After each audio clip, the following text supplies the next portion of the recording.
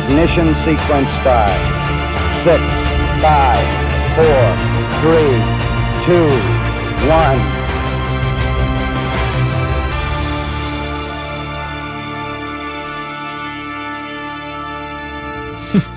1. Welcome back to another Strange Normal, where we talk about the stranger things that happen in your normal life to give you a biblical understanding of what is going on. And if this is the first time you're here, you're going to wonder what in the world we're talking about tonight. We got a short 30-minute produced piece that you need to see called Starfall, starfallmovie.com, where you can understand exactly what's going on right now. I mean, it was produced 2 years ago and it's still relevant today. We're going to update it here pretty soon, but you need to know exactly what's happening, and we're going to give you the updates to how this is producing constantly on this channel every week, every other week, depending on how things go, and we're going to keep you updated. So hit that subscribe button, hit that like icon, and tell me where you're from. I want to see in the comments, not just the live comments tonight, but also in the comments below, where are you from? Are we getting out? Is this archive getting out past my little house here?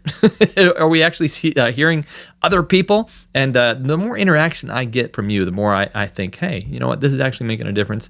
I'm going to produce more content for you tonight.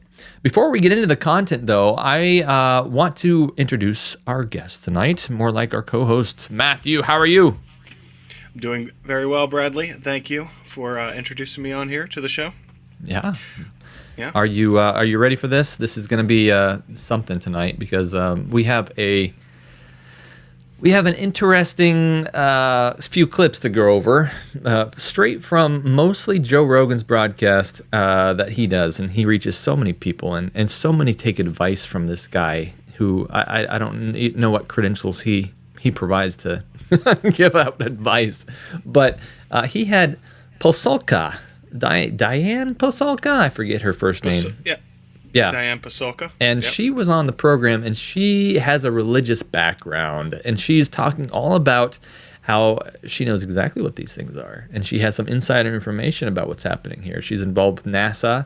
She has been on some news broadcasts. We want to know what is behind these ideas that these people are presenting, and why is it relevant to us, especially us that are Christian and have a different understanding of what this actually is. We're going to get right into that. But what do you think? What do you think about all this? Well, Joe Rogan, it's funny. I was just talking with a friend before the broadcast, and we were talking about how so many sins have been normalized, and we live in this age where people do things that before they would have just been considered out and out a bad thing for you to do, regardless of even a sinful connotation or not.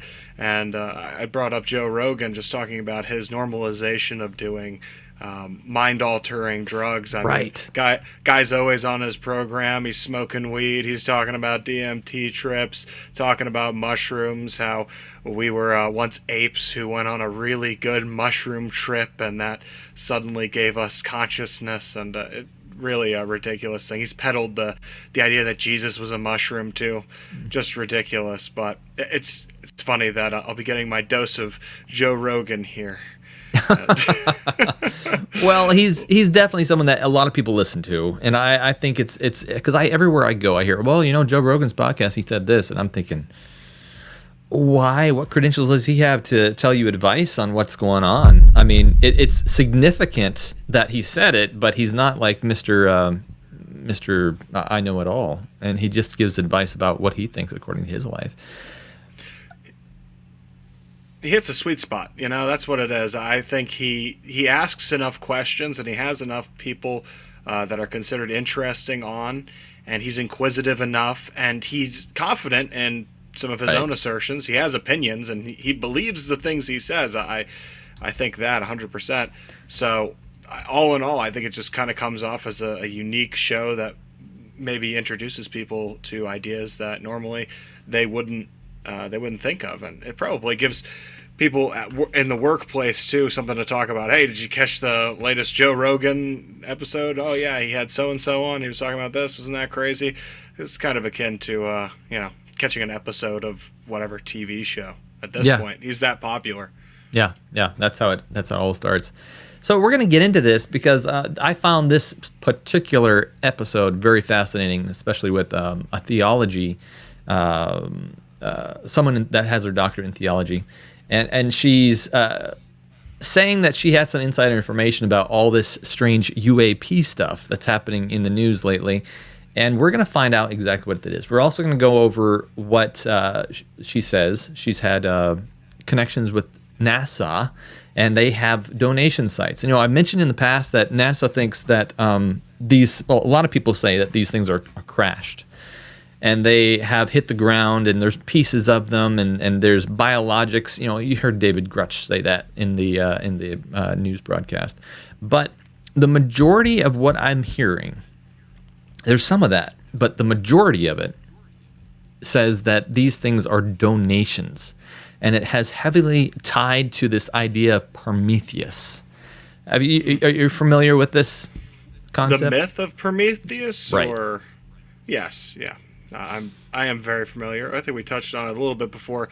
It was on an episode where we were actually getting copyright struck. We had to switch it over to Rumble, but it was when we were going over an episode of Ancient Aliens, which I think is actually Prometheus Productions. That's does right. Ancient Aliens. So yes, Prometheus, definitely that myth and that idea of that mythological figure, the god that gave fire to man and enlightened their minds, and then the other gods got angry with him. He did a bad thing.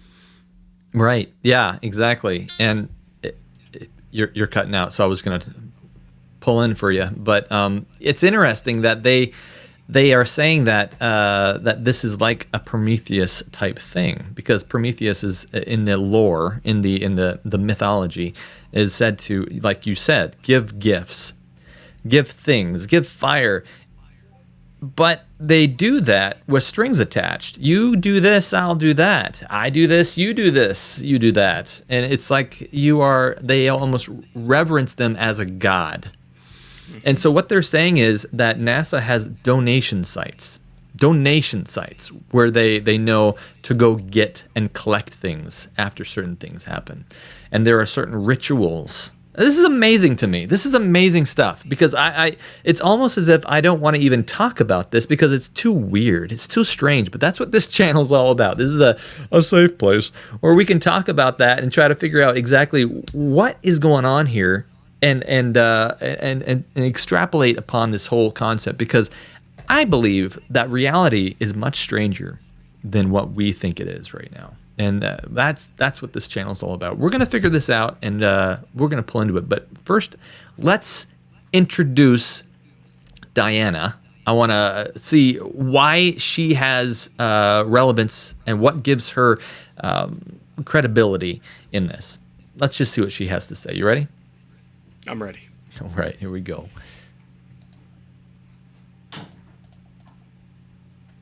Okay. And please just tell people your background. Okay, sure. So I'm a professor of religious studies at the University of North Carolina in Wilmington, and I grew up in California. And I've always been interested in these experiences, but religion. And also I was going to graduate school during the .com boom, so I saw how technology was changing everything. Our schools were the first to adopt computers and that type of thing. So what I did was I was very interested in, I was working. What your parents, you tell them you want to study religion, and they're like, why not be a doctor, right? So I was going to college, but I kept taking courses in religion and philosophy. And when I got out, I got a job doing technology and things like that. And I made all right money, but I still read about religion and philosophy. So I figured if I could get scholarships to continue, that I would. And I kept getting scholarships, and that's how I got my PhD in religion.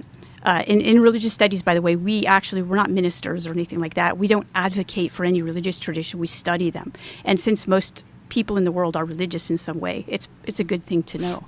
But how did I get into studying UFOs? So I studied Christian history, and that's what I did for a long time until I was what's called a full professor. You can't go any higher. You're a full professor, that's it. And I studied these things called ascent narratives. So ascent narratives are when people levitate in the Christian tradition. People either levitate or they see things that they call angels or demons and things like this. And I always studied them from a historical perspective. And I found that going through looking at these ascent narratives through the historical record at the Vatican, actually, I kept coming across aerial phenomena in the historical record from 1,000 years ago, from 500 years ago, from, very recently. And I recognized that this was happening in UFO literature. And so I started to look at abductions and UFO sightings and things like that. And I wanted to do a cross-cultural analysis of this. And that was in 2012. So she goes on and she talks about how that she found very interesting connections between these two things, where these ascent narratives, I don't even know exactly what that is, or I didn't even know that was a thing in Christianity. I don't think it is, honestly. Maybe you can speak to that. Well, yeah, I heard her say ascent narratives and talking about people levitating and stuff. So there are a few times that I can actually think of a true ascension. That would be, of course, Jesus. We're familiar with. He was among his disciples, and he ascended upward and upward, and even they were looking up at him until he was out of sight, and they were standing around looking up at the sky until some angels came, and they said, "Oh, what are you guys doing standing here staring?" Okay, it's time to get moving on it. But there's also Elijah. He was taken up. Technically, that's an ascension, right? He was taken away, and his mantle was left. And those are the two that immediately come to my mind. But I don't. There's not. I can't think of that. Well, she was talking about levitating, right? And that's what got me. I was thinking ascent narrative. She meant by some kind of Eastern meditative levitation, and I was like, this is not Christianity. But you're right. Of course, there is the ascension of Christ and other those that are already in heaven. Yeah, I'd say that would be the only legitimate thing I could think of. I don't know where else you would go to. I haven't heard anyone peddling anything else about people levitating necessarily. The Bible's pretty clear. It uses straightforward language, and when something's happening, it's you know what's happening. The only time that things get maybe a little bit muddled would be with prophecy, because there are certain symbols that are associated, and sometimes it becomes hard for us to plug in. It's like a formula. You got X's and Y's, and it's hard for us to plug in exactly what an X is or a Y is, but using contextual information we can get there. Levitation, though, I don't know. If anybody knows about another levitation thing, please comments, live chat. I'd love to know, but those two instances are all I've got. So she started saying that I've seen other podcasts from her, and what she says is that there's some significant similarities between these two, and she's going to get into that a little bit further as we go along in this narrative. But first, I want to see exactly what it is that that Joe has a little bit of a jump start on this, and he says, "You know what? Before we get into that, I want to ask you a question." And he asks, "Why are these things happening at night?" Watch this. I've always wondered. I mean, the thing that it's always struck me about the UFO experience, particularly the abduction experience, is that it always happens when people are asleep. It always happens at night. It either happens on the road when people are tired and it's late at night, or it happens why does it have to happen at night? The universe doesn't give a shit where the sun is in position to the planet. That doesn't make any sense, that all these UFO abduction experiences would happen only when the sun is on the other side. That's so dumb. It makes no sense. It's such an egocentric, earth-centric perspective that, and not even earth-centric, hemispherical centric, right? It depends on where the sun is in position to the earth. For that to be the only time that UFOs come, I was always like, this seems like horseshit. There's something about it that seems like horseshit. But there's also something about it that seems real. When you listen to Betty and Barney Hill, when they're talking, boy, that sounds like people talking about a real thing. Boy, that sounds like a real experience. It really. All right, I'm going to pause it there. I missed some words. But I think it's interesting that he makes a point that why is this happening at night? I think to the world, they don't understand why this is happening. Why does things like this happen at night? Well, I think the Bible answers that question. there is a verse in the Bible that says, in I think Isaiah 29:15, it says, "Woe to those who seek deep to hide their counsel from the Lord, and their works are in dark. They say, who sees us? Who knows us?" That verse came to me while I was thinking about that, and I thought, you know what? There's not only people, but also spiritual entities that they want to primarily work under darkness. Not just physical darkness, but also darkness as in the idea that their works are darkness. They are evil. But anytime you have more criminal activity that happens at night, you have more terrible stuff that happens at a more emotional state of society, which is typically at night. If you ever have been, I haven't, but if you ever have been to a AAA, what is that called? Alcoholics Anonymous, where they try to get you back from being an alcoholic. One of the things they say is avoid the night, avoid when you're hungry, avoid when you're lonely, and there's one other one. I forget what it is, but there's HALT, I think is the acronym, HALT.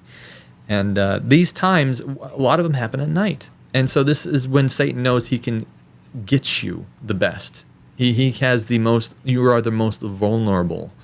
So stay away from that kind of stuff. Do you have any thoughts on that, Matthew? It's a weird thing, just our relationship with the night and the darkness in general, that there is this contrast, I suppose a symbolic contrast between light and darkness. It's the good and the evil, and why we do have fears of the dark. And it's like you're saying, people are committing crimes at night because you can't see them necessarily. And it's that fear of the unknown, that I don't know what's lurking out there. Mm-hmm. And maybe your imagination is able to wander a little bit, but at the same time, if what you're telling me about people giving into temptation surrounding alcohol, which I think that people who are plagued with alcoholism, there is I think a demonic oppression aspect to what you're dealing with. I don't think it's necessarily just a secular kind of a view on it. I do think that there is a spiritual power that's pressuring you to drink in excess, and that needs to be confronted through a relationship with Jesus. But if they're going to recommend that you don't drink at night, or that you don't go after drinks at night, there's a weakness there. Yeah, mm-hmm. It's like a vulnerability, and it's like you're saying, they don't play fair. They're looking to exploit. Yep. And whenever you're at your weakest moment, whether that be you're kind of nervous or scared or whatever, that's when they're going to strike, because they know that they can get away with it, get a little farther down the line. Yeah. I was looking in the chat. They mentioned the last word was tired. So HALT is hungry, H-A. I'm gonna mess it up. I just had it in my head. Lonely, tired. Hungry, angry, lonely, tired. There it is. Hungry, angry, lonely, tired. That's HALT. So whenever you are in those states, watch yourself, because that's when the devil is lurking right over your shoulder. This next section I think is fascinating. We're going to get into something called FlowState. If you ever heard I hadn't heard of FlowState before, but again, I don't know much about the occult. And so she's going to introduce a new character that's in her book. This is what made her famous, I guess, is writing this book on religion and UFOs. And what ultimately got her on the Joe Rogan broadcast after several years, she's going to introduce Tyler. Tyler is a member of NASA that got her in and really showed her what was going on. Watch this. When I did American Cosmic, which was the first book about UFOs, again, which I never thought I'd be studying, I encountered this man, Tyler, and he works for the Space Force, and he's been working for the Space Force since the whole space shuttle program, okay? And he's a special kind of person. He's a mission controller, but he does a lot of other things too. But he's also a multimillionaire space rocket scientist. I mean, just so strange. And I called him Tyler after the character in Fight Club, because that's who he reminded me of. He reminded me of that character in Fight Club, because he had this first of all, he has more than 44 patents, and they're all related to space. And the Space Force has a special place for him, like he's special, right? What I found was that he was practicing these types of protocols. I call them protocols because they reminded me of Plato and monastic traditions, the traditions of monks and things. So he would make sure that he got sunshine. He would make sure that he got plenty of sleep. He would not have too much caffeine. He exercised a lot. He boxed, right? So he was also a fighter. And he tried to stay away from people. I know it sounds weird, but that's what monks do. They try to stay, they try to like monitor their input of people because those people can actually take them off their game. All right, I'm going to pause it there for a second. This is actually a longer clip. We got another 24 seconds, I think, of this clip. But I find that interesting, number one, because those rhythms or those what'd she call it? At first when I heard that, I was protocols. like, oh, protocols. I thought, oh no, what is she going to go into? Is she meditating or something? Well, I don't. At this point, yeah, I have heard of there being rituals at NASA, but at this point, she hasn't said anything that is typically occultic. In fact, a lot of these things I think are very good. He stays away from caffeine. He gets away from maybe negative people. He exercises a lot. He gets out into the sun, keeps his body healthy and less depressed. All this stuff sounds really good until you get to the next part. Watch this, Matthew. This is interesting. Here we go. Something like that. But so this guy was put into another mental state, and during this mental state, he said that he could receive calculations, he could receive information, he could receive things, and then he could gather a group of scientists, and he wouldn't tell them where he came from, because he honestly thought they were coming from these things outside of space-time, kind of like ETs or some off-planet intelligences. Which Tesla also believed. And the people who started our own Space Force believed it. So this isn't common knowledge. That's what I found, is like a lot of people they don't know this history of the American Space Force and the Russian Space Force. Very much the same. These people were doing these things. And this allowed them, you see this in sports, right? So I was just using this example in a class yesterday. I saw this basketball game 2 or 3 years ago with Steph Curry. And, the way they were playing, it was almost as if there was an emergent phenomena that was bigger than each of the people, because they somehow anticipated what the other guy was going to do. And I used to do sports, and I know that this is something that can be done. There's a flow state, right? And I think that this is what Plato was trying to get his group into through these protocols. Well, that makes sense. And one of the things that happens in flow state is that you stop being there. That's right. Yeah, it's not you. Yeah. And you're just experiencing this thing. Totally, yeah. Yeah. You experience it on stage doing stand-up. I imagine when you that. do it right. Yeah. When you get it right, you're on a ride. Like you're just like sort of like making sure that, okay, feed this into the machine and go. And it goes. And you're sort of like you're in tune with what you're saying, but you're almost outside of yourself. That's exactly right. And there is science that shows that this is the case. Okay, all right. What? Flow state? Okay, so this is the first time I've heard the word flow state. 2 words, I guess. But this is interesting because I've actually already done a documentary on sports about what she just talked about. And I went through several different prominent sports figures that have gone into this flow state where they don't even know what they're doing. They're just sitting back and really just watching themselves play. We've seen this, Beyonce even say this in her entertainment industry. But I'm gonna plug this real quick because Super Bowl is coming up here in 2 weeks, and I think this is a very important thing. Even though the ministry that I worked for hasn't plugged it at all, I think it's very important that we talk about this. If you go down to the description right below this video, right down here, and hit view more, it'll show my show notes and also the 2 documentaries we're going to mention on this program. You got to watch both those. One is called The Greatest Among Us. That's the sports documentary. It is fantastic. I'm biased, of course, because I made it. But I mean, it is a lot of research went into it, and And I think you'll be very blessed by looking at exactly what's happening here, because this type of flow state falls right into possession. That's what's happening, essentially. You do these rituals. I mean, it doesn't have to be amazing stuff. I mean, I think there was a quarterback for Tennessee. I forget the exact name. Brady. I forget his name, but Tom Brady. Tom Brady. One of the most famous quarterbacks who's ever lived. I'm not a football person. I'm not a sports guy. I honestly, that's what's this is amazing stuff that he said his wife was a witch and she would help him win these games. And all he had to do was these little rituals, and then she would do the rest and have these little things and win. He said that she had a little altar for him to set up, and yeah, he did. He practiced witchcraft, whether he was fully aware of that's what he was doing or not.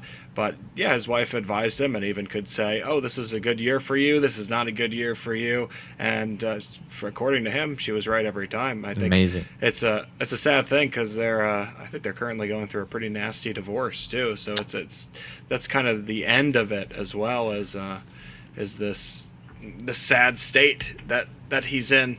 Well, with his marriage, he's made. Sorry, I didn't mean to step in. I'm just so excited about talking about this. The guy is so convinced that his wife was helping him do this and win that he got divorced, unfortunately. But because of that, he also quit the game. I mean, can you imagine if you married a witch and you went through all this stuff? She says, "I'm going to make your life. You're never going to win another game." He's like, "Well, I've made enough money. I don't think I need to break a leg or ruin my life out in the field anymore. I'm just going to quit." I mean, that's how much belief he had in this thing. That's what I believe is happening right there. And so he's quit the game. He's divorced. And you talking about Tom Brady's quit the game? That's what he said. I mean, this was the last thing. Is he back? I don't know. I think he's still playing. I think he's playing for Tampa currently. I don't know. I don't follow. I used to follow football back in the day, but I think he was with the Buccaneers, or maybe final season retirement. No, yeah, that was the last year. Yeah, no, see, I'm out of touch, man. I know. I don't follow it either. I just was amazed when I was making the documentary that he was like, "Yeah, I'm good, and I'm divorcing my wife, who's a witch." What? Yeah, well, go figure. Yeah, maybe she would have hexed him. Not that you need to have any fear of those types of of attacks if you're walking with God.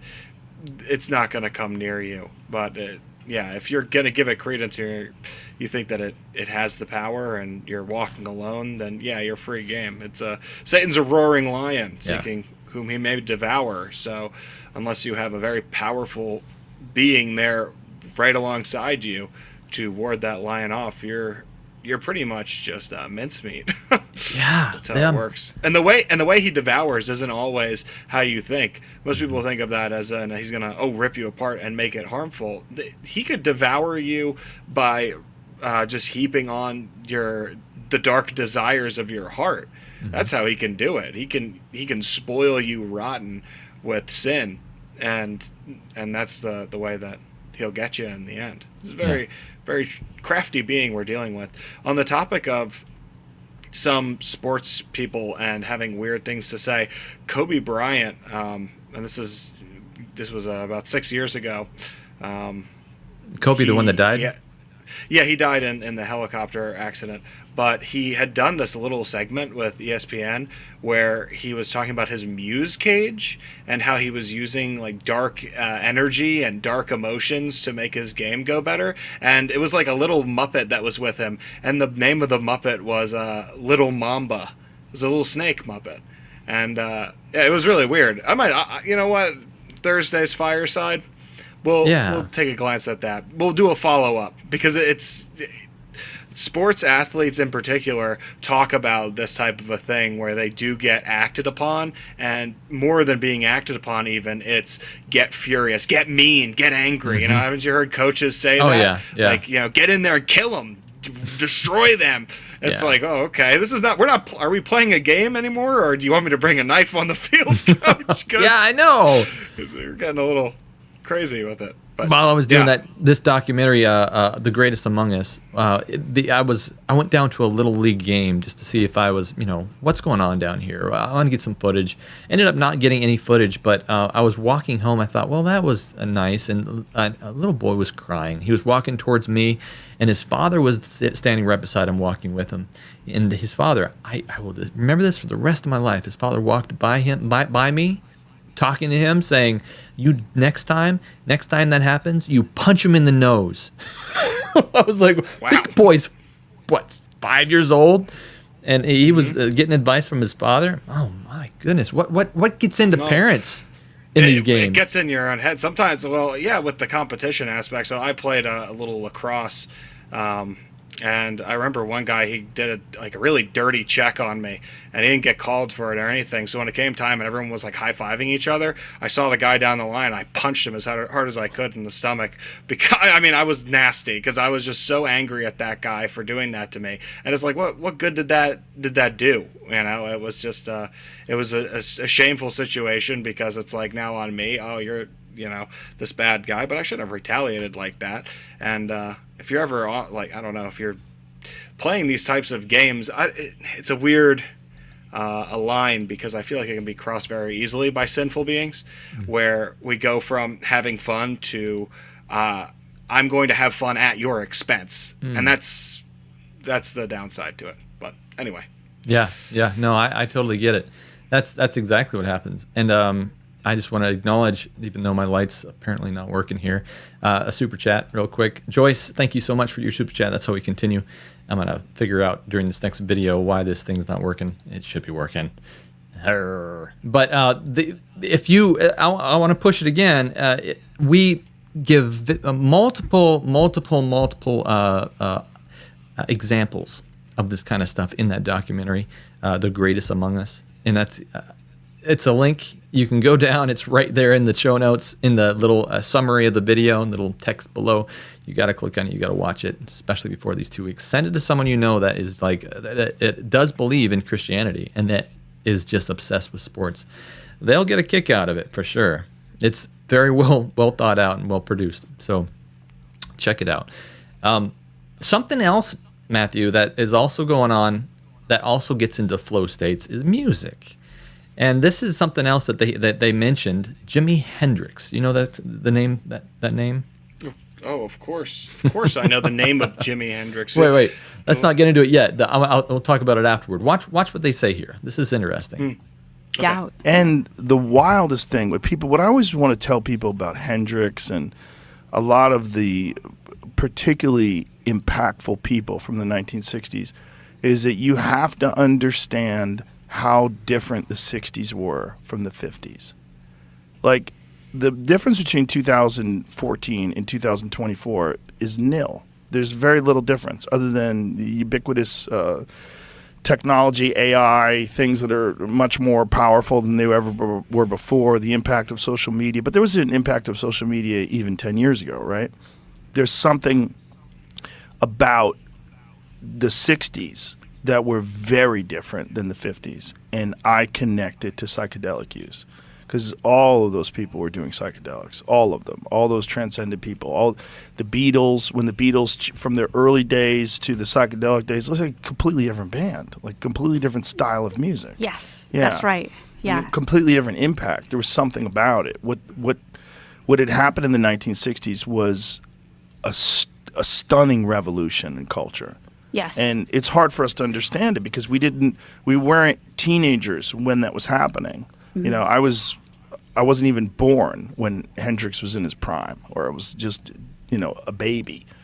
When you listen to that now, it's hard to put it into context of how revolutionary that was. All right, I'm going to pause it right there because this was only part of the clip. I want to go back and watch what he says about Jimi Hendrix. This blew my mind that this guy... Watch what he says about his own podcast and Jimi Hendrix.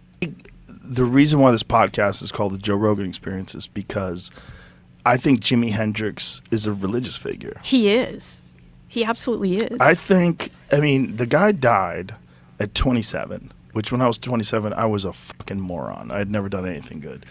This guy had transcended the normal boundaries of what music was and had tapped into something, whatever it was. But when you listen to Voodoo Child, to this day, I've listened to that song thousands of times.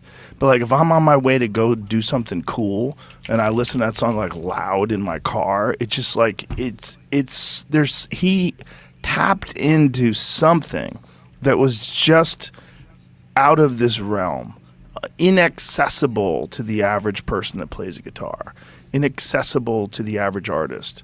He hit some crazy vibration. And I've always got that feeling when I listen to his stuff. It's always like moved me in a very weird way where I'm just completely captivated, like immersed in the sounds, immersed in his music. Me too.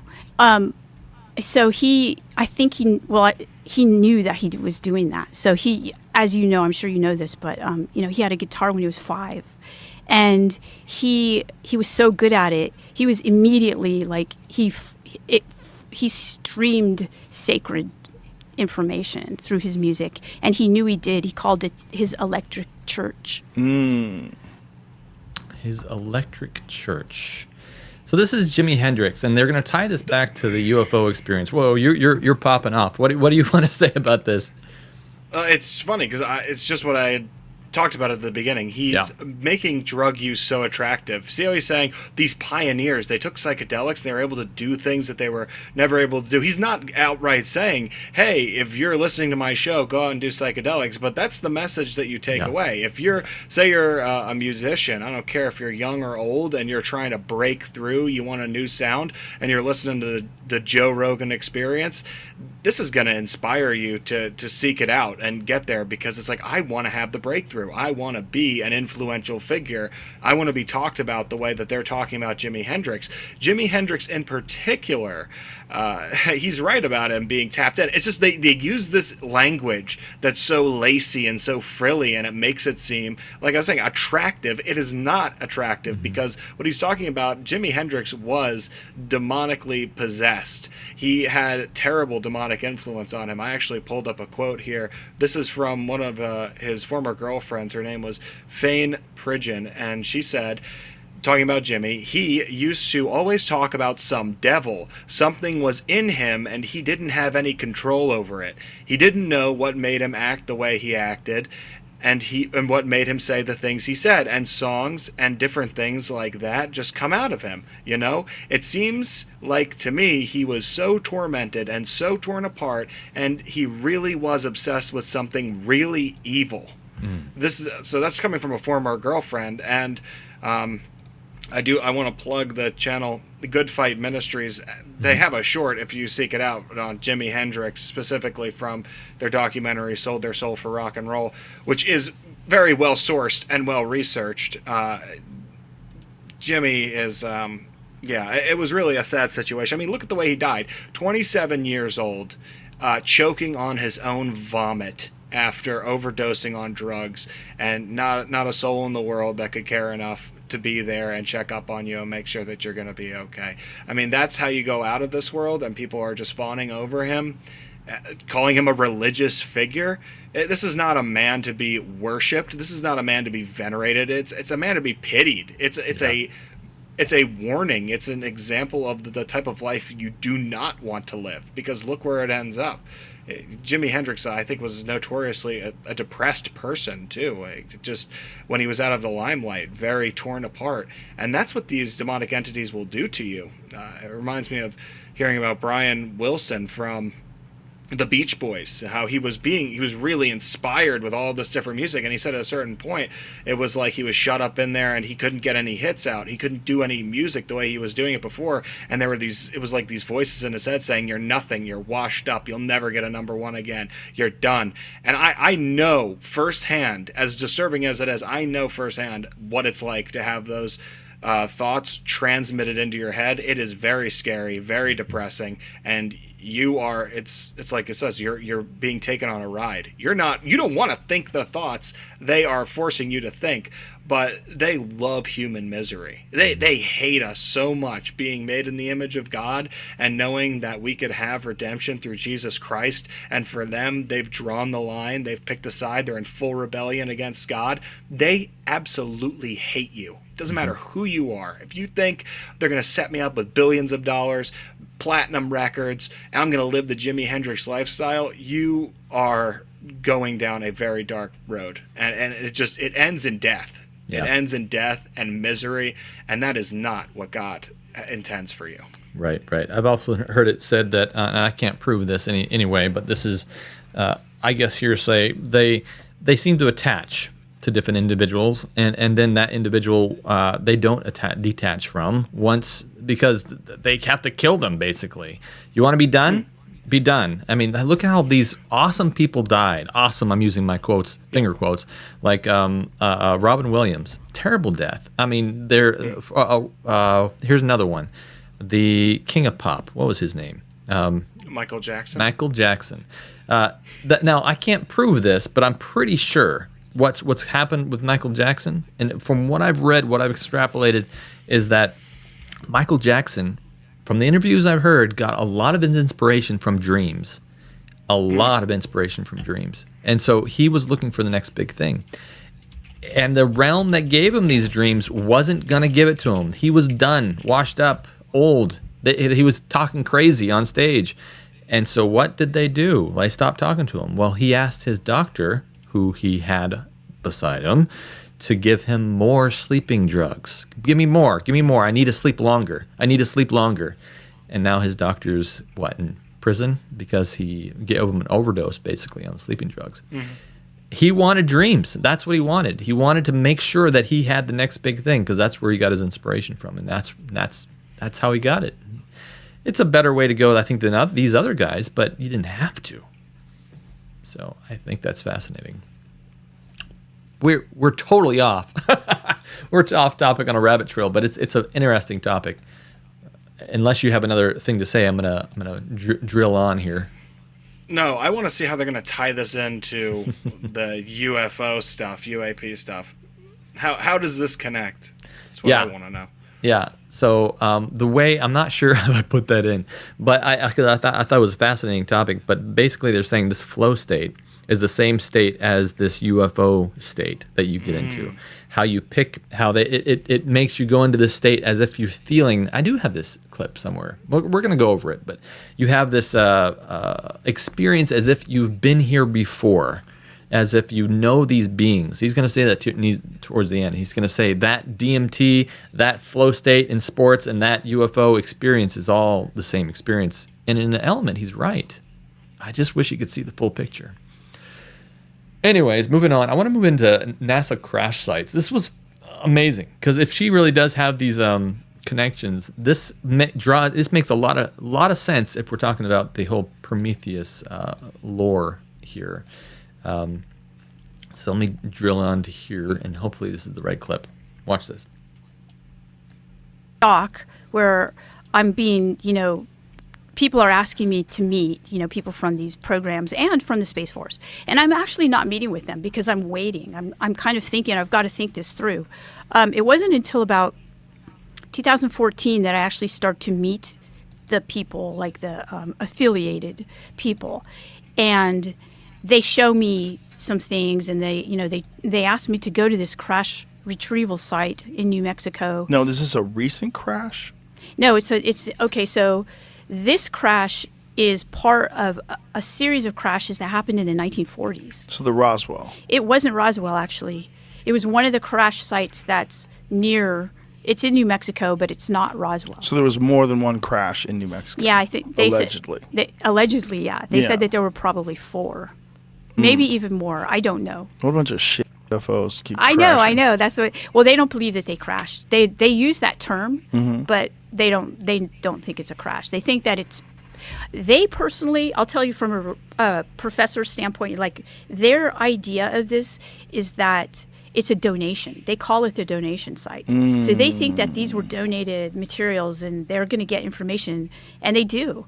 And that's how Tyler was able to create a lot of the things that he created.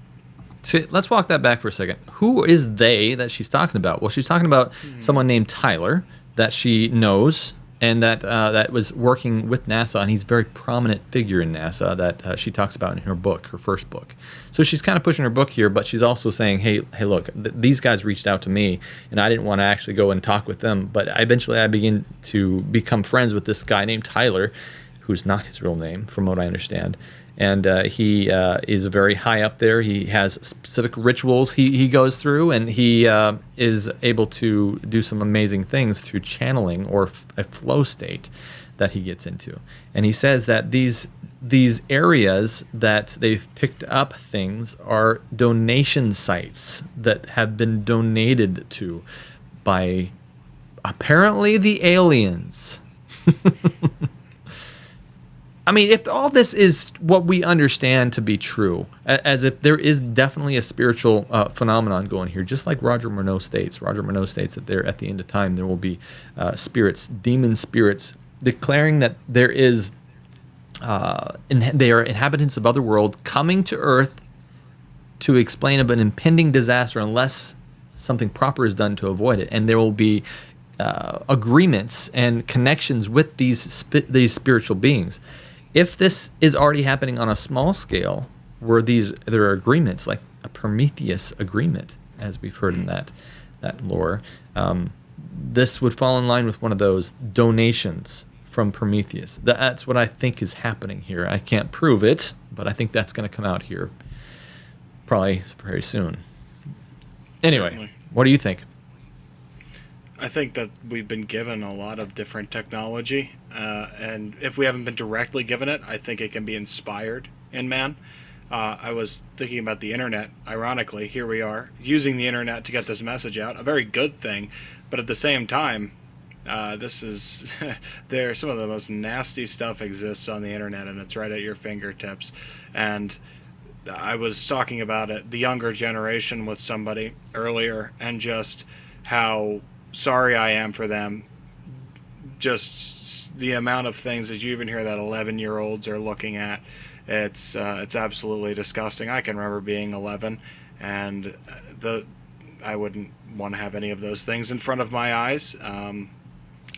I mean, even as an adult, those things shouldn't be in front of your eyes, but I'm saying these kids are in formative years, and they're growing up in Babylon. They're growing up in Sodom and Gomorrah, and it's a terrible thing. So the technology we've been given, I'm sure a lot of people would say, oh, it's benefited us so much, but there is a serious level of harm that's happened. And I think we could benefit way more from something like the internet if we were not sinful beings. If we were unfallen beings, think about how great the internet would be. Oh, there would be no weird arguments that we would have. We wouldn't be slamming our keyboards at each other. Yeah. We wouldn't have people who have internet addictions. There are people who really can't go without the internet. It's on your phone. It's everywhere. Yeah. So I do believe that they have bestowed these gifts on humanity. But I think just like if Prometheus gave us fire, knowing full well, yeah, they can heat their homes with it and they can see by the light of the fire, but at the same time, they're going to burn. And that's the kind of technology we've been given. Yeah, yeah. And I liked what you said so much there. I actually have a clip about that segue perfectly. So you're talking about the internet. You're talking about the good and the pros for it and the cons for it. Guess who helped invent the internet? The CIA. Jacques Vallée. Well, no, it's Jacques Vallée, the prominent ufologist in the computer science. And so I just watch this. This is interesting. I moved this up in the order for that reason.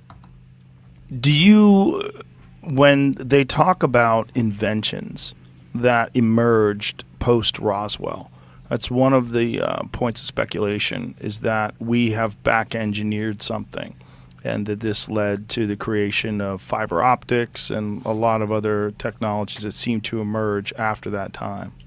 Yeah. So this question was prominent in my mind in 2012 when I met Jacques Vallée. So I was already aware of his work, even as a person who hadn't studied UFOs or even believed in them. Jacques Vallée is just one of these people, right, that you come across his work and he's fascinating. So I thought it was strange that not only was he a person who was, pre-engineered ARPANET, right? He was on ARPANET, which is pre-internet. He was creating that at the same time as being obsessed with UFOs and being a ufologist. These things seemed that they had to be together, right? There was something that, what's going on here? So, and I'm in touch with him often. And he says a lot of things that are rather cryptic, but sometimes I ask him specifically, was what you were doing on ARPANET related to back-engineered UFO parts? And then he'd say something like, there are many secrets in Silicon Valley. Something like that. Yeah. Yeah, he's real cryptic. He's kind of difficult to have a conversation with publicly. Well, it does have a lot. I guess there are lots of secrets in Silicon Valley. Of course. Which is where he lives. Yeah. Another thing that was really fascinating about your book was you were talking about how much religion he studied. Yes. That was really interesting. So in the book, what I do is I uncover not just him, but Alan Hynek. They were friends. And they were both Rosicrucians, which is a form of, he might not like me to say this, but it's a form of mystical Christianity in a sense. But a lot of Rosicrucians don't view their roots as Christian. They look at it as Egyptian. But it's an esoteric tradition, and it involves meditation. I think it most likely involves this thing that you and I have been discussing in the whole talk so far is the pineal gland thing, the access point, because both of them believe in this kind of life, this meditating and things like that. And so I included references. Everything I say in my books, by the way, I pass to the person that I'm writing the chapter about. So everything that I said about Jacques, I gave it to him beforehand, and I said, are you okay with me saying this publicly? And so it passed all the tests. And I also talk about going to his apartment and seeing his library, which is an amazing library. And he has stained glass from Chartres Cathedral. And Chartres Cathedral is a special place for Rosicrucians, like a special place of presence of the sacred. And he actually did those himself. So he learned how to do stained glass from people at Chartres, by the way. And yeah, just amazing. And he had a lot of books on angels and fallen angels in that library, like almost like it was almost like going into the Vatican archive, going into this place, because these looked like first editions or close. So, really, really old books about this topic. Fallen angel. Yeah. I was pretty shocked when I went. We were going to have lunch and talk about the crash site and maybe talk about, what I learned from Tyler and that kind of thing. And we went to lunch, and then he said, do you want to see the library? And I was like, yes, of course. So I saw the handwritten documents from Project Blue Book. And that was just going into the library. That wasn't actually in the library. Then when we got in there, I noticed big bookcases of these books. And of course I was drawn to them.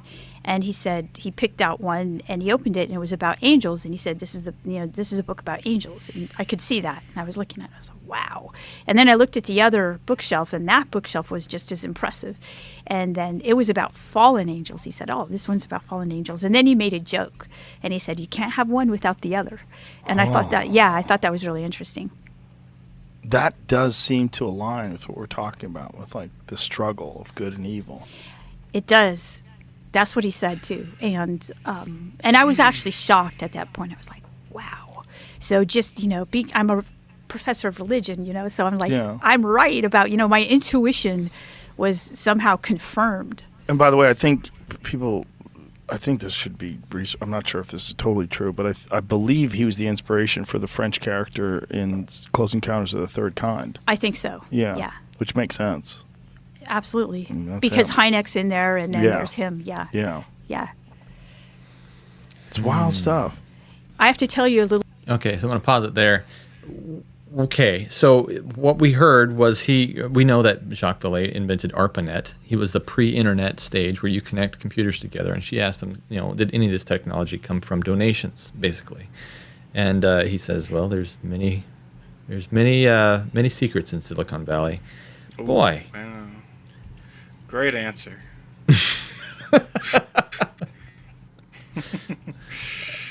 Many secrets in Silicon Valley. Yeah, well, the other thing, too, was when she mentioned fallen angels, and Joe goes, fallen angels? Like, he's almost as if he's never heard of that concept before in his life. Well, yes, fallen angels. Satan, he was once in fellowship with God. He was not created in opposition with God. Iniquity was found in him, and he chose to rebel against his creator. They love this lie. They have bought this lie, and they love it so much. And it's not just them. It's the Luciferians. It's the Freemasons. I see this kind of thinking all the time, where they say you can't have one without the other. That's not true, actually. You can have one without the other. You can have God without Satan.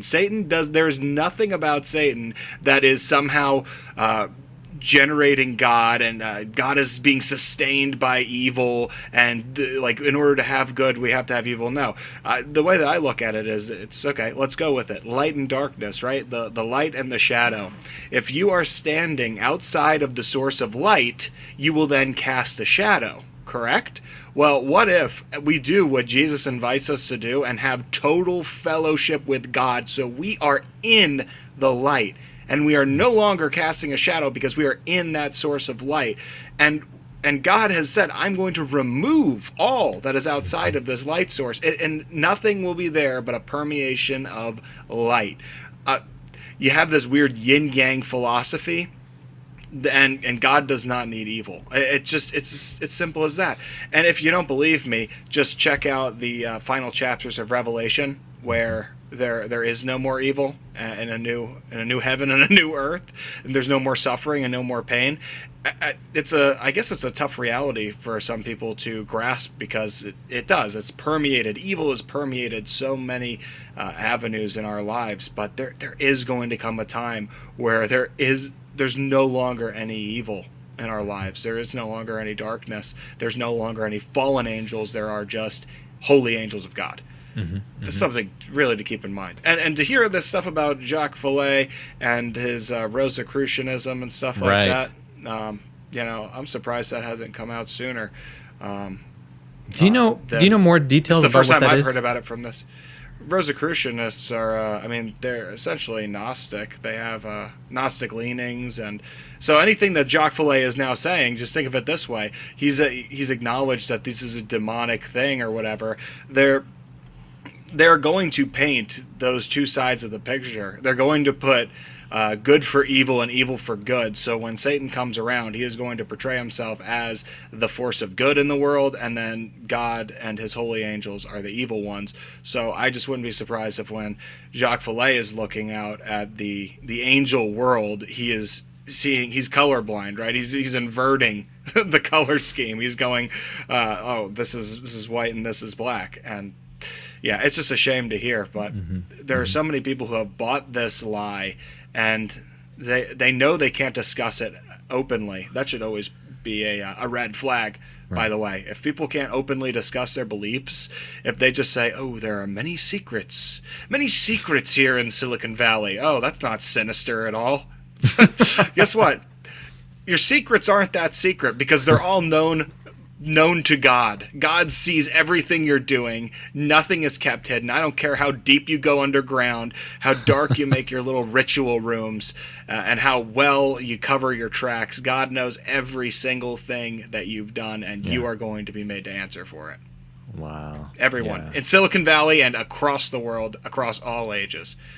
There is an aspect of justice to God, and we need to be very thankful for that and praise him for his sense of justice.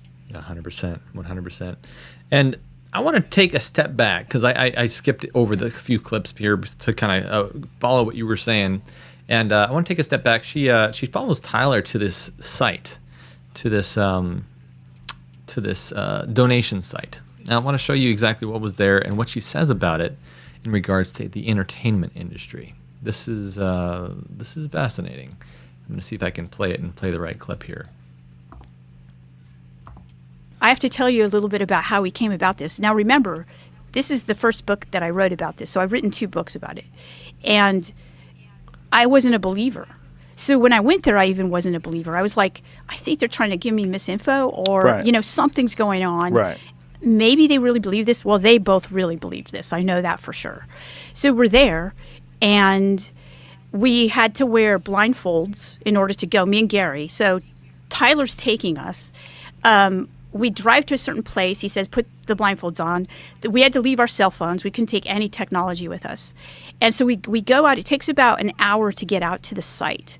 We're blindfolded. We get out to the site. We get out.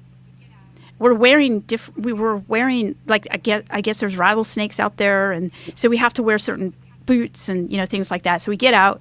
We take our blindfolds off. And the first thing I do is I look around because it looks really familiar to me, even though I've never been out there. And Tyler looked at me and he said, looks familiar, doesn't it? And I said, yeah. And he said, it's you've seen it in the X-Files. And I was like, what? He goes, they had an insider on their team. And I honestly thought, okay, this actually fits into my research that, we learn everything we do about religion from media. Like, you want to know what, Moses looked like, you just watch, the 10 Commandments and things like that. Like, it's not true, of course, but that's how most people learn about their religions. And so this made me understand this is what's going on. It's like people are believing this through this, and then I'm coming to this, and I'm going to confirm that it indeed looks like this, and it is a crash site. It's just too weird for me, but this is what I study, so I'm going to study. So I was working with Tyler. Okay, all right, let's pause it there for a second. So she went to this site and she said, I've seen this before because the X-Files had someone insider on this, and we've seen this. What she goes on to, I don't know if I included it, or maybe she said it in here when I wasn't listening, but she said that the site, no, I don't think I included it. She said the site has a bunch of rubble all over it, a bunch of broken up cans, a bunch of metal that the government has said, we've had some significant of stuff that has been dropped here that has a lot of different kinds of metal in it, and it has technology in it we've never seen before. And so they dumped a bunch of cans there after they picked it all up so that people that would come out there looking for this stuff, they couldn't find the unique metal because it had all these old 60s cans that had become rusted and broken up now. And so that was interesting that she came out there. But what was the fascinating part to me was that she said that this is how we get all of our understanding about religion is through the entertainment industry. Everyone, I mean, this isn't a new concept. This is what everyone understands, that what you behold, what you look at, is what changes you. You think that this is how Moses looked. You think that the Jesus in The Chosen is how Jesus looked. So it's fascinating. It really is. Yeah, that's part of what we're doing here. Like I said, is this age that we're living in. It is. We are totally inundated by it. This is it's part of my conviction on how I feel that we really are living in the very last days, the very end of time, because the world is just saturated with this stuff. Mm-hmm. It's in all of the entertainment. People who don't even want to think about this stuff, would never think about it, are subconsciously absorbing it through all these different sources. And they're so invested in it that they infiltrate the different teams and they push the message. It's just a shame. They work so hard for their team. I think, if anything, it should inspire us to work a bit harder to spread the gospel message, really, yeah. and to put out the truth, because, man, people are just getting swamped with this stuff. Yeah, yeah. And can you imagine if a large religious entity, a religious group came out and said, we've known this for a long time, and we have lots of records on it, You know where I'm going with this? What group could you be talking about? Is the Dalai Lama going to come out with this, Brad? Is some Tibetan monastery going to come out with this? This is happening. This is going to happen in our lifetime, and I think we need to be prepared for it. Watch this clip. This is amazing. So I was working with Tyler, and I was scheduled to go to the Vatican, and it was at the Vatican where we encountered where a lot of things happened for Tyler that I saw made him understand that this was something that had been going on historically for a very long time period. See, we didn't just go to the Vatican. We also went to the Vatican archive, which is hard to get into, but I could get into it. And we also went to the Space Observatory archive, which most people don't even know that the Vatican has a space observatory. And how that all happened was not set up, Joe. We know it that. was not. It was so organic. Because it happened before I even met Tyler. And I put off going there because I had at the time very young kids, and I didn't want to leave them and go to another country. For 3 weeks or whatnot, but I had been invited by Brother Guy Consolmagno to go to the Space Observatory because I had been studying about the space research, and I said, "Does the Vatican have like a lot of space documents? Documents about space?" And he said, "Every single thing that the Vatican does, and we do," he said, "comes to where I live, which is at the Space Observatory, and we have a scholar's residence, and you're welcome to stay for as long as you want. You have full access to the Space Observatory archive." And What is it like? it's great. It's great. Describe it to me. Okay. Well, for me, it's great. Right. Many people may think, "Oh, how boring," right? But original Keplers and Copernicuses and, every single thing that scientists from 1200, 1300 on up thought about space and about magnetism and propulsion and things like that, it's all there, every one of them. And so you go in there, and we had full access to it. Tyler and I. Why does the Vatican have that? Well, the Vatican would have it. So because, who was doing this 500 years ago? There was no United States. Right. So of course they're going to have it. They also have an amazing meteorite collection. They have a lot of really cool thing there. And they're these monks. They're astrophysicist monks. And they're just hanging out there.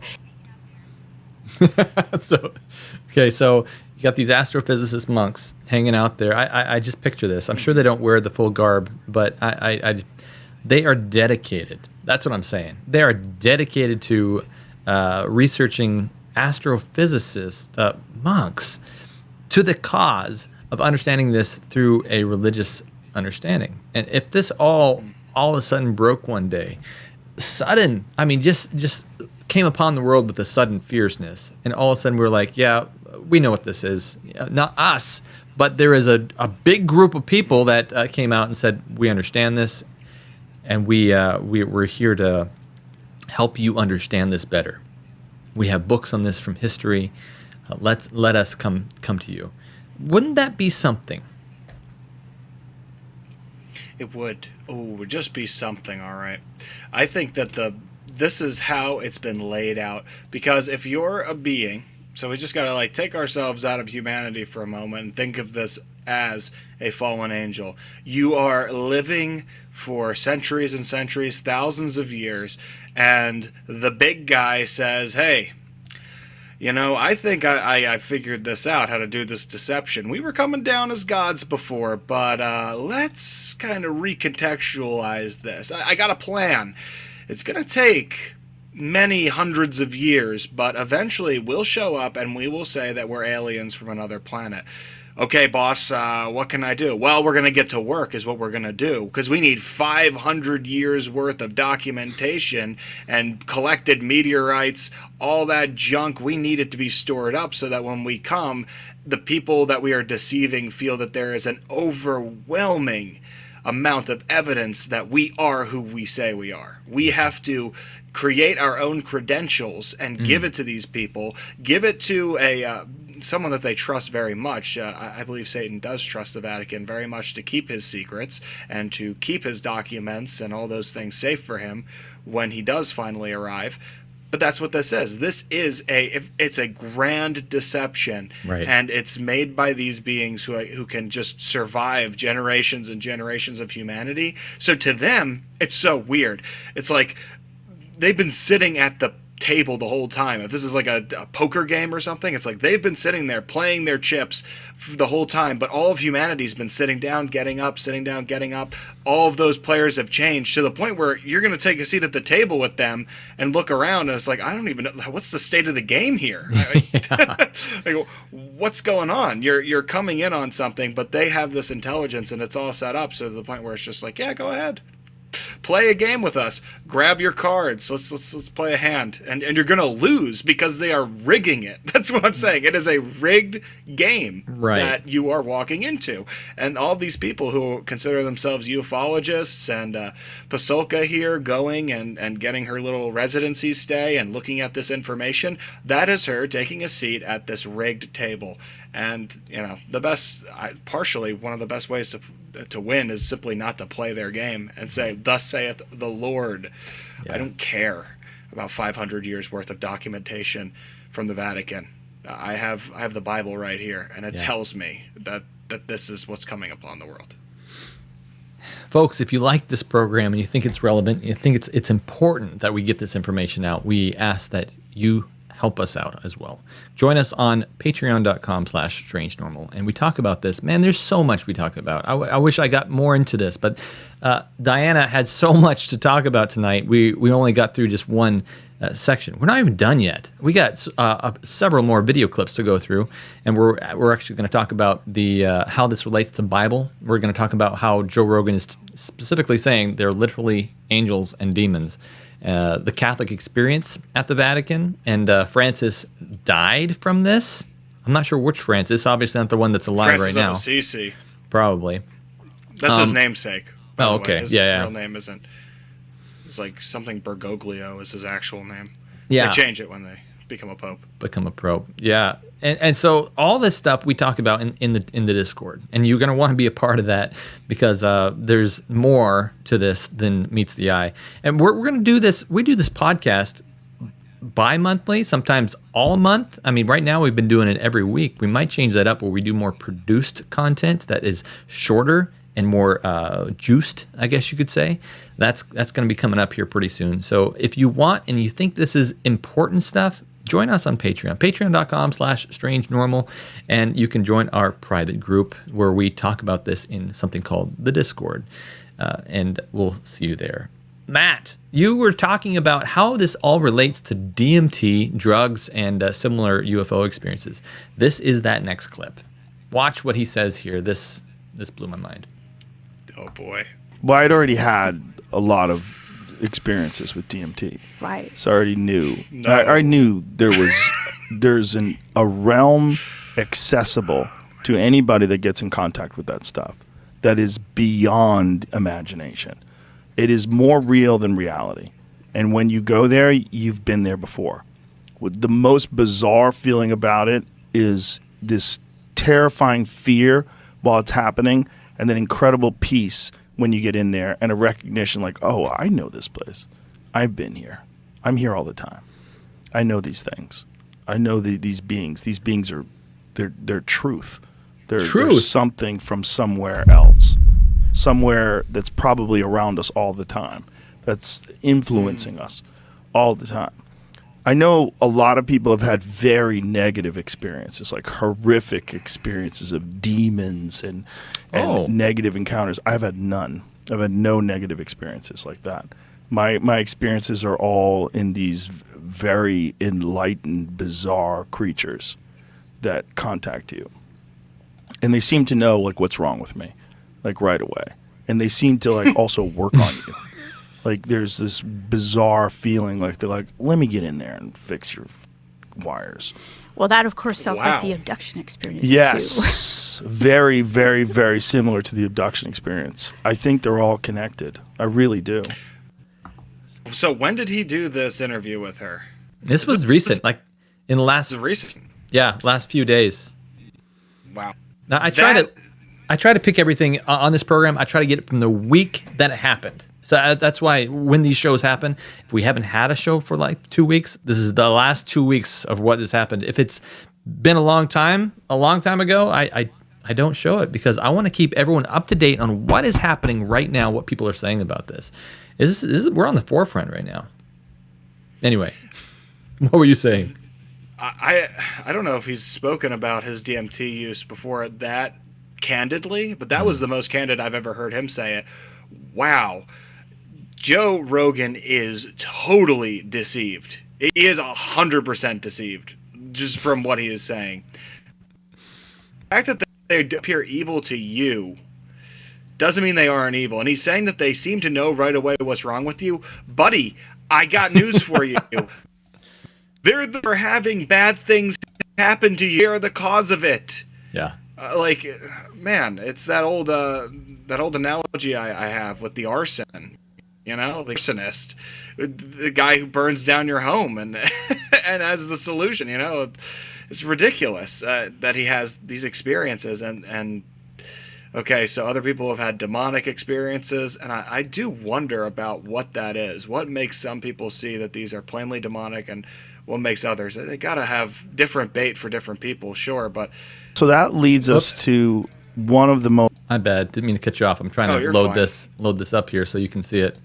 And now I'm all out of order. That's totally my fault. But keep going because I'm going to load this picture up. Watch this. Well, there you have it, folks. I don't know who that other guy is, but I didn't realize that UFO sits above. This is the sun. Yeah. I mean, talk about completely deceived. You're breaking up, Matthew, so I'm not sure if we can hear you. But this guy, look at this. He has this is right above that sign that sits right behind him. he's got a UFO lifting up his Joe Rogan experience sign. He said he named his program after the Jimi Hendrix experience of having this type of experience. This is what he's talking about. The whole third eye thing that he has in his logo and the whole, I mean, the stuff he talks about. He's pushing an agenda, whether he knows it or not. What do you think? I think you're back now.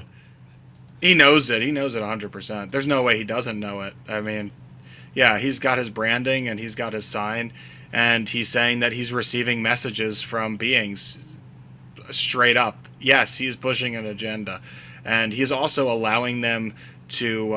He's allowing them to come in fully. This is what's so terrifying is that for some people, Satan really is breaking down the doors, smashing windows to get in, and people are terrified. Joe Rogan is opening the door, letting them in, like, hey, you need a cushion? You need a blanket? Here you go. Here's some tea. Oh, wonderful. Now I'm having all these problems in my life. The way he's talking about, he lets them go in and say, here, let me fix that for you. Let me do that. What? Like, this is such an inversion. You know, we know that Jesus, he was described as a physician to heal the sick. And here's Satan just loving it, coming in and playing that role for Joe Rogan and just having full access to him, his psyche, and even, I mean, his body too. Going on these DMT trips and having this bodily experience. I know I've seen, I've done the research enough on DMT that you feel like you're being physically transported to this place. It's not just like a mental thing where I'm in my head and I'm having like really intense visuals. It's like, boom, I am experiencing. It's like it's a dream. They say that we have an amount of DMT, or at least an analog, something that's chemically similar to DMT, within our bodies, and we secrete it when we dream. So when you dream and you're having those vivid dreams, and it feels like you're somewhere, and you wake up, we've all had that. You wake up and you're almost like, huh, what? Oh, okay, that was a dream I was in. I mean, that's what he's experiencing through DMT. He is going to this place. He is talking to these beings. He is being acted upon by them. It's so incredibly dangerous, and the fact that he is basing his worldview off of these experiences, it's sad. It's sad in a lot of ways, but it's also just such blatant, like, I don't even know what to say. It's like, it's watching someone set themselves on fire. It really is that, like, Yeah. insane to me. So it's interesting too, because there are certain drugs that can cause you to do stupid things. I mean, I think growing up, we've all had the experience where you had to chase alcohol. I hope someone's here, I'm sure, hasn't, and I'm proud of you. But there is you realize, if you have tasted it, if you have gotten a little inebriated, that you're not in full control of yourself anymore. Your motor skills are not as good as your thinking skills aren't as good as they could be. Imagine if there was a drug even more powerful than that.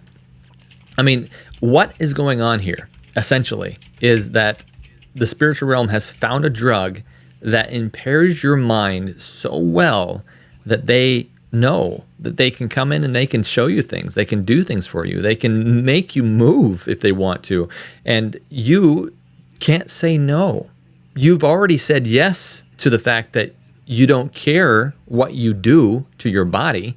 So they're like, in the courts of heaven, they're like, that guy, I can take care of him right now, because he's already said that he is at least for this moment mine. So let me take care of him. And now you don't want to do these things. This spiritual realm is just so happy that you do, because it can just wreak havoc on all your beliefs, all your memories, all your knowledge. And he says there's people that have had terrible trips of just seeing demons. And can you imagine? You take a drug that you think is going to make you feel better, and you end up having like a nightmare that lasts 8 hours or whatever it is. And I don't know why people do it other than just to escape reality, and it's terrible. Yeah, that's what it is. People are escaping reality. They're not satisfied with where they are, and then they do it. And it's a shame, because sometimes these things can be very addictive, depending on what you do. It is really the rampant drug use, pharmakeia, ironically, right? I mean, it's in the Bible. It talks about that. The drugs that people are going to be on, it's so bad. I mean, I've seen some people just like abusing Benadryl, for example, because it's essentially a deliriant. It produces, it's like a unique psychedelic, and it transports the user into a hell of their own making. And there are people who get addicted to doing it, and it's like young people are overdosing on Benadryl because they are that desperate to escape reality, and they're addicted to it. And it's not even like they're escaping reality into Joe Rogan's DMT land.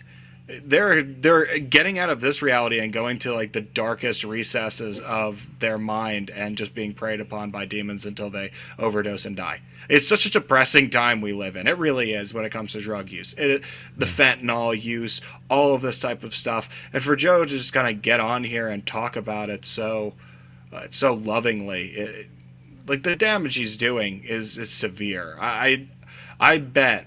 Now, I know this probably sounds crazy, but I bet there are hundreds of thousands of people who would not have tried drugs, give it any type of drugs, but had watched Joe Rogan experience, and it them up to the point where they took those drugs. Hundreds of thousands of people, I'm willing to bet, in his audience. Yeah, 100%. The light. The light. Did you manually activate the light? Maybe. Yeah. I saw you flip the switch. I had to, because I can't have time to sit down here and diagnose the logs and figure out why this thing's not working automatically. That's fine. But I want to say thank you to Michelle Brown. Thank you so much for your super chat. She is this is how things continue on this channel, not only through super chats, but also through your donations by going to patreon.com/strangenormal. Become a subscriber, become a Patreon member, and follow us in the Discord, because this is where we do things. And this is you can watch the show progress before it even becomes a show. Everyone is contributing, 100 people at least by now, and it's fascinating to see everything that's happening out there we can't talk about even on this channel. This is an important clip. This is kind of tying everything together. This is where Joe Rogan gets a little biblical. He starts thinking about literal angels and demons, the Catholic experience, and what he says about Francis was just blowing my mind. Watch this. So that leads us to one of the most fascinating interpretations of what we're experiencing collectively when it comes to this UFO, UAP, whatever it is, phenomenon. That this is not a thing from another planet that comes on a spaceship and lands here to show us how to do things correctly, but that they've always been here, and that they are the things that are being described in Ezekiel, that they are a phenomenon Leave the Bible out of that this, is please. both here and not here at the same time. That it's you are literally dealing with angels and demons. That this phenomenon is connected to these ancient stories of religion, and it's not as simple as other beings like us from somewhere else. Okay. Yeah. So I can respond to that. All right. So because you said a huge amount of information in there, and I'm going to parse out some of that and tell you just about what I think. So part of why I continued to study this was that I saw that the historical record included a lot of these events. And these events were weird back then, just like they're weird today. Right. And when you look at these events back in that time period, you also see a common pattern that happens today. And what is that pattern? That pattern is that, let's take St. Francis of Assisi's stigmata. I don't know if you want to show, Sure. So if you look at his stigmata, where it looks like he's being, basically radiated by a UFO, that's what my students say when they go and they see this in the Louvre and such. If you look at the primary sources for that, this happens in the 1200s, and you look at what, so here you see St. Francis, but also over here on the right, you see his friend, Brother Leo. Brother Leo actually at the time is probably 15 or something like that. He's 15? Yeah, he's really young. Hard life back then. Dude looks 80. Well, he doesn't actually look like that. So the artists actually are not getting at the primary sources, and that's what similar things are happening today. So the representations that we get in the media don't look at all like an abduction. They don't look at all what people experience. And so what I did was I went through a lot of the primary source materials for Teresa of Avila has a weird experience that looks like an abduction. But they look beautiful. They're domesticated. They're made to look a lot more happy or something like that. And I think part of the reason for that, I don't think is intentional. I think because it's traumatic. I think because once you recognize the people themselves are traumatized by this in both good and bad ways. Okay, so this experience is still happening. Good trauma. To call it angels and demons is accurate except for one part, and because there are bad things that happen. Sometimes people get hurt. Francis died from that wound, or he died from wounds that were bleeding so when he had this experience until he died, which was about a year and a half later, they tried to keep it silent in his monastery because they didn't know what happened to him, and they were horrified by it. Okay. And so until he died, they didn't actually tell anybody. So he kept it between him, Brother Leo, and probably another monk. So there's this idea of shame almost, this is like, shameful. But also this idea that, bad things happen. And that's why people say, well, demonic or something like that. Yeah. And people do experience these things in different ways.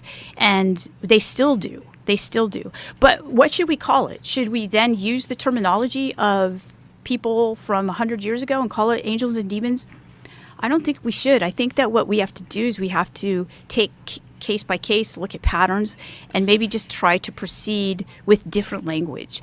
Because some of the things were really interesting. If you do look at, say, experiences that Catholics have, say in the 1960s, that have been videotaped, okay, so Virgin Mary experiences where the Virgin Mary appears and she reads people's minds, and she does, she's doing these kinds of things, levitating people together.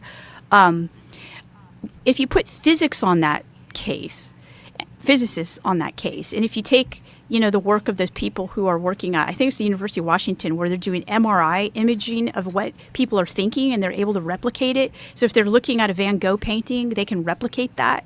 Well, this looks like a technology. So that's what I'm trying to say, is that there's something going on that could possibly be different. And we need different language for it. And I think we're at the very beginning, just like doing this stuff with DMT, we're at the very beginning of learning about this other world. So let's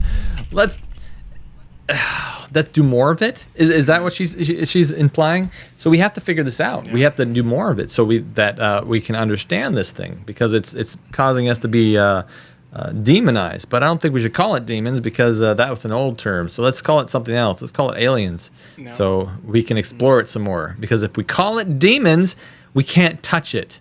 That's essentially what she said here. Yeah. It just reminds me of she's right in line with Aleister Crowley when he had that weird channeled experience. He channeled a demonic being called Aiwas, and it said, "They call us angels and demons today, but tomorrow they will call them something different." And it's like, she's just basically said it word for word.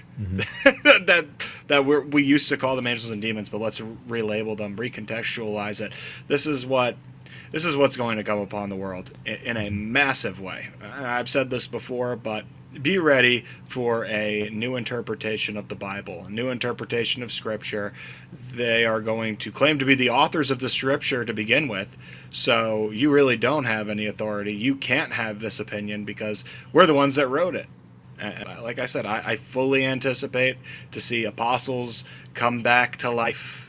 Yeah, it's not really the apostles, but I could see that trick being pulled. It's just crazy to me.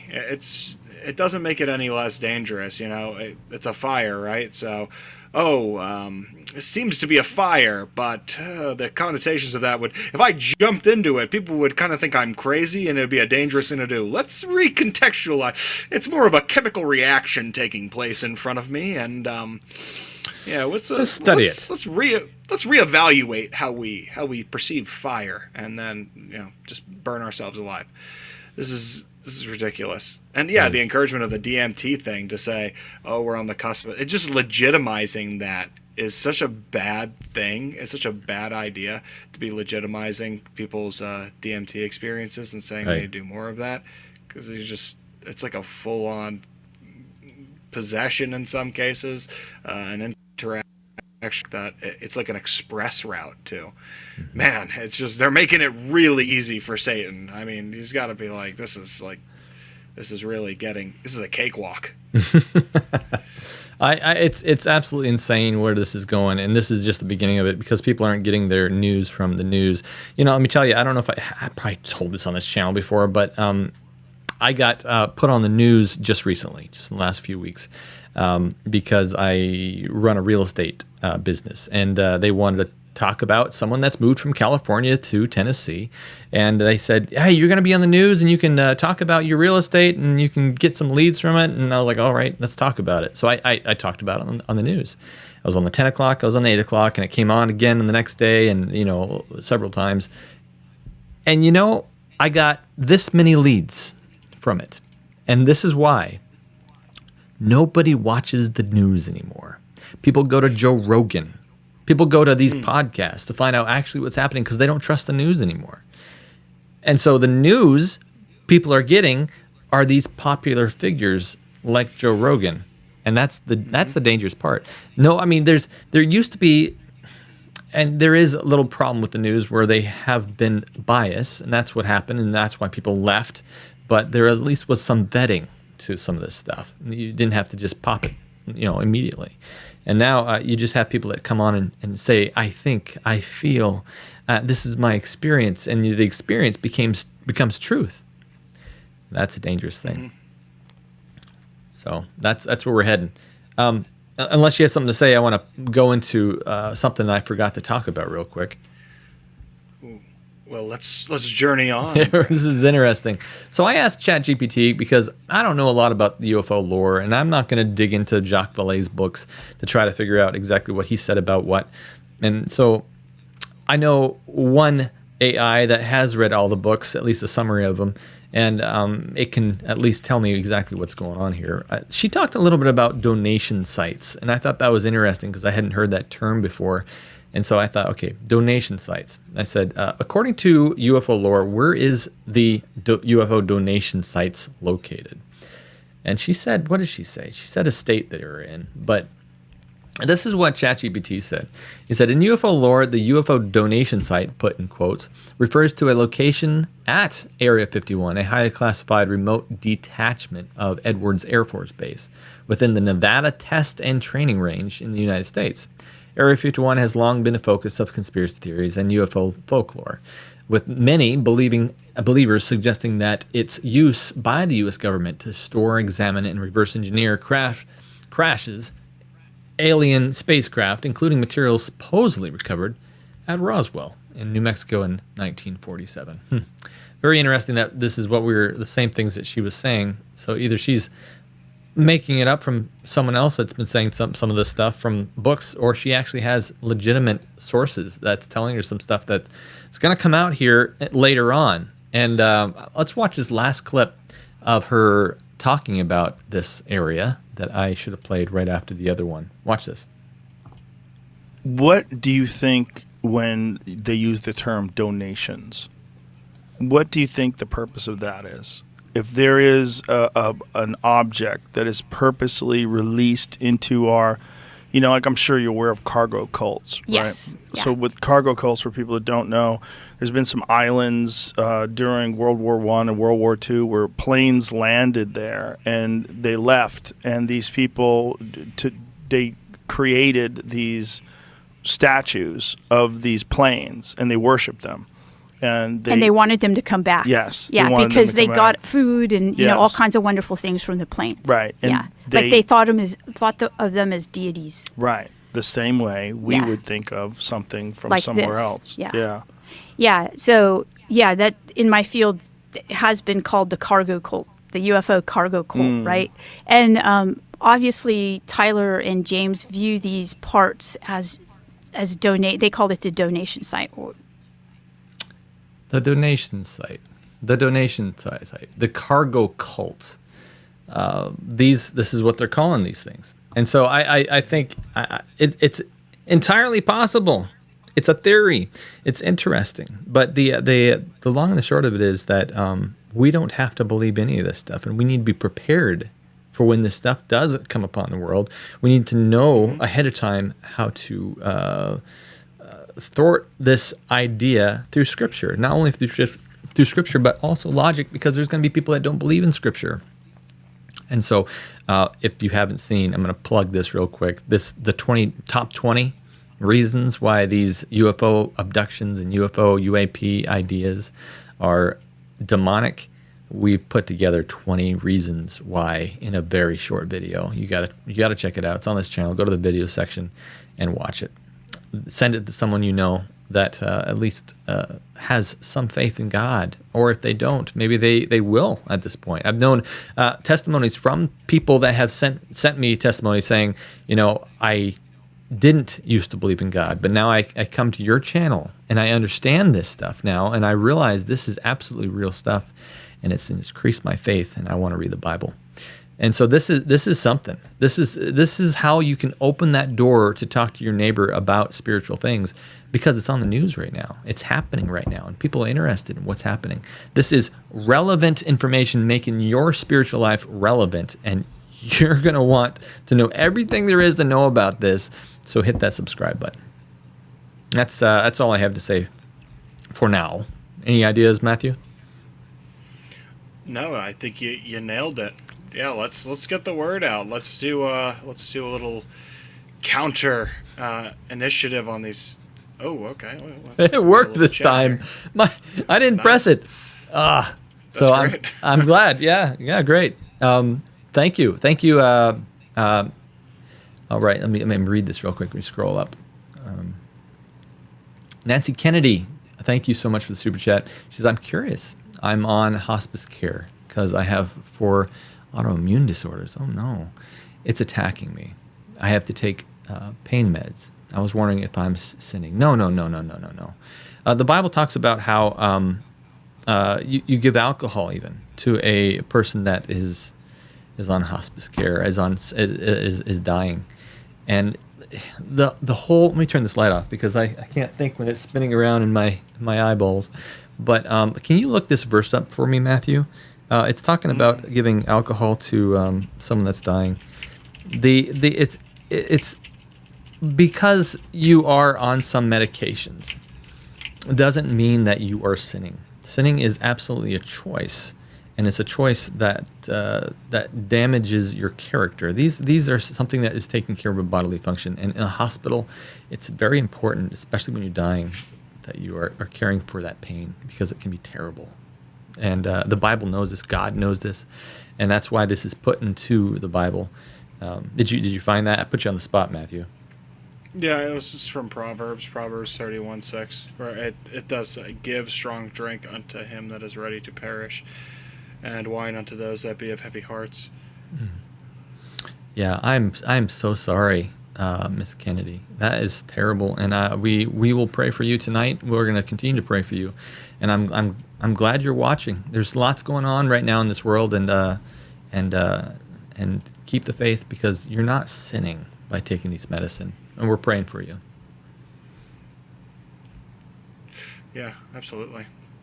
We will be praying for you, and just know that there is a future without sickness, without pain, and that is your expected end. And just have total faith in Jesus. Throw yourself onto him. That he is the rock. He is unfailing. You will have zero regrets doing that. You know, there's a lot of things that we can do in this life that is entirely regrettable, but I'll tell you, the one thing that I am so thankful for is to have gotten to know the true God, the living God, my Creator, the one who loves me, the one who died for me, and the one who wants to spend all of eternity with me, and not just with me, but with you as well, with all true believers. We are going to have such a wonderful time. Eternal life is going to be so beautiful, so amazing. The former things will pass away. The pain that you're going through, all of the terrible things, it will end, and we're going to have such a great time together. We really are. So we'll be praying for you.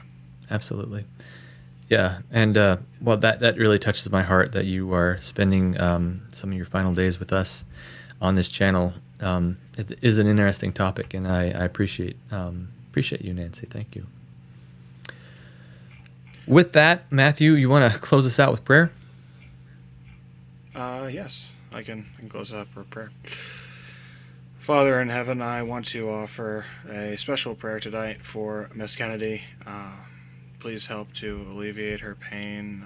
Please be with her. Let her just pour her out to you.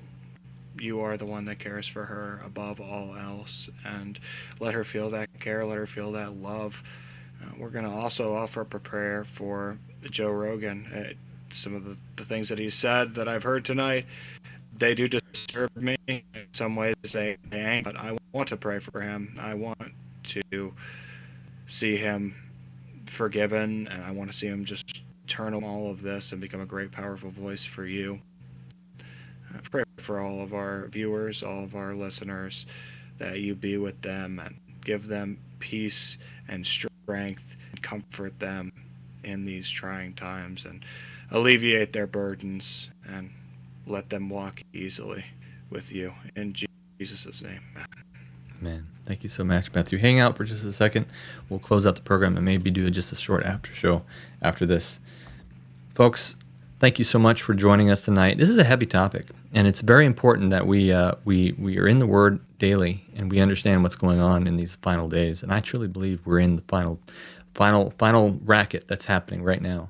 And so if it is an interesting topic for you. And if you think that this is an important topic and you want to see it continue further, please help us out. Join us on Patreon. Join us on Discord. We'd love to see you and chat with you some more. And with that, my name is Bradley, and this has been Pure Strangeness, an absolute normalcy, strange normal. See you soon.